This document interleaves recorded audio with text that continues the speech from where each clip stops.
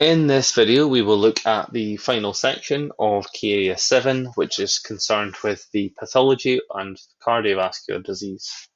Today we're looking at cholesterol levels. So we've talked before about cholesterol and the fact that it's quite often found in atheromas. We've talked about atheromas being partly responsible for the formation of damage to the endothelial lining and therefore causing a thrombus or clot.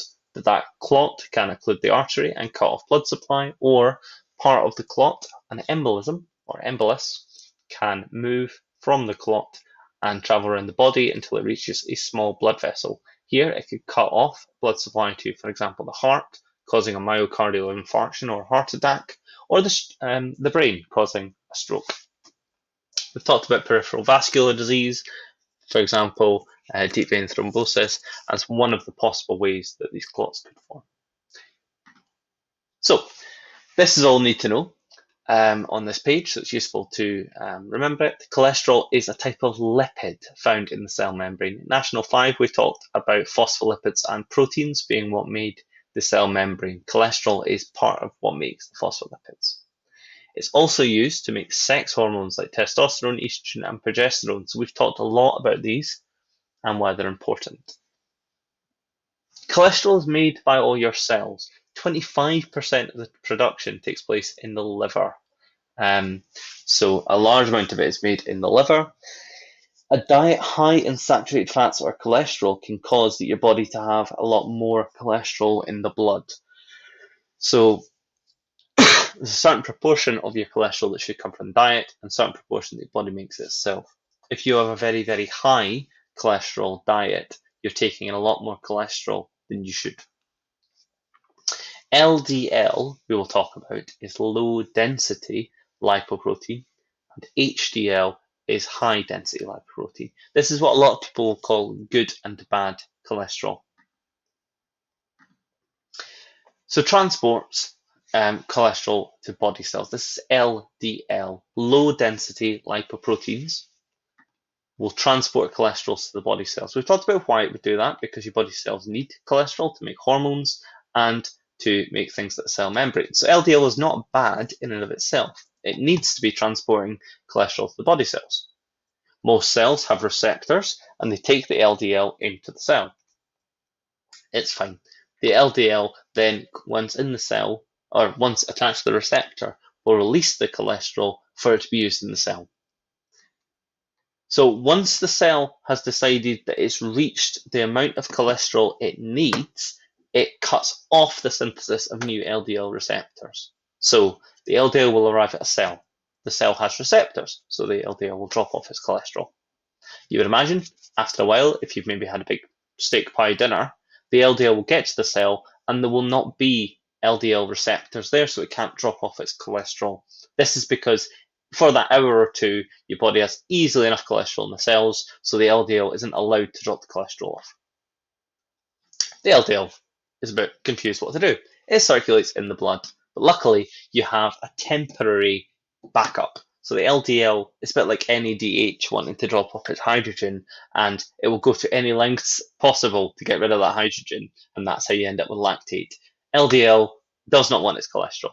So for a short period of time, it gives it into the walls of the arteries, and it makes an atheroma. So that leads to atherosclerosis, though, which we've talked about being really bad. We were not evolved to have a massive amount of cholesterol in a day.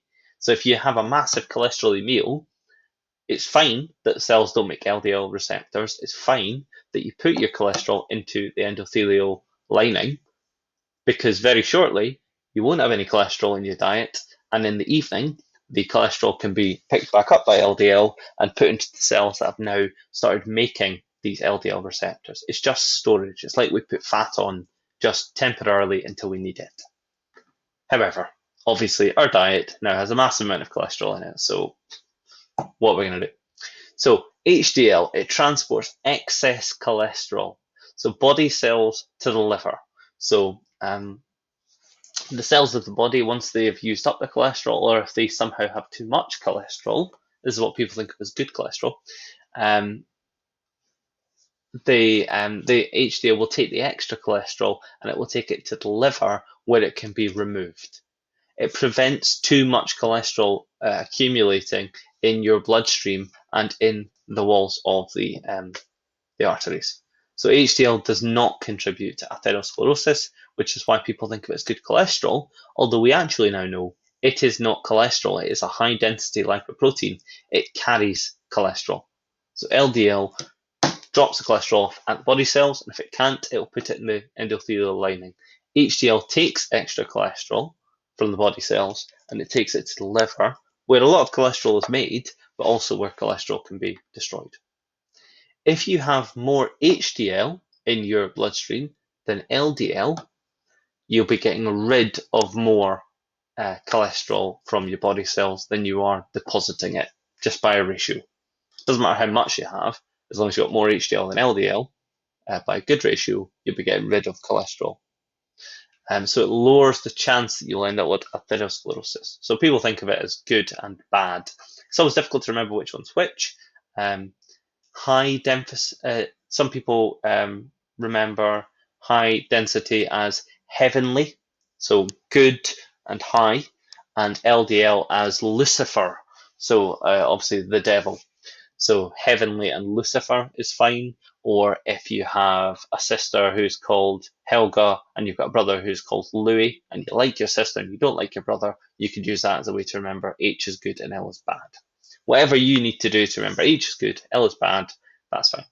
As long as you also remember LDL isn't actually bad, it's just doing its job and we're the ones eating too much cholesterol. So lowering your cholesterol levels. If you do more physical exercise, you will increase your HDL levels. Dietary changes, so if you reduce the amount of fat in your diet and replace with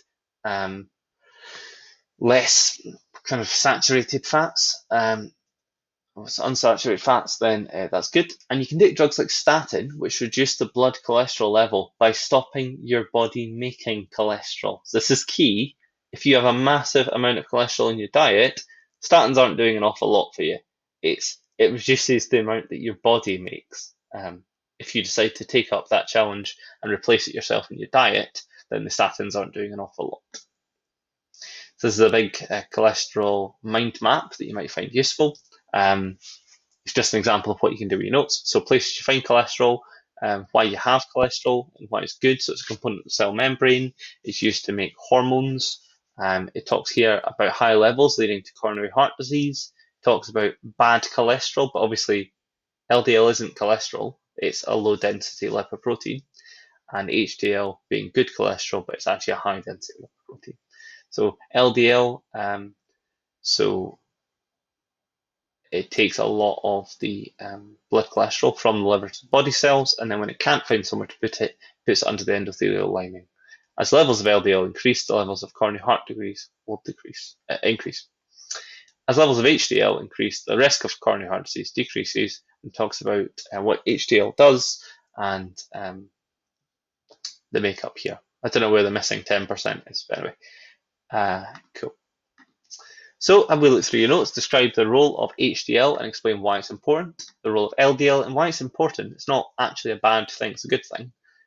Explain the negative feedback system of LDL, so explain how it is that cells either do or don't have receptors and what makes it so that the cells stop producing receptors. Talk about the effect that too much cholesterol can have on the arteries, and a higher ratio of HDL to LDL will result in a something blood cholesterol and a reduced chance of something. Something. Okay, so you can do, what was the question? Won't let me go any further, that's fine. Okay, so you can think, if this is the answer, what is the question, as a revision task. Hopefully that makes sense. Have a go at your notes and ask me if anything doesn't make sense.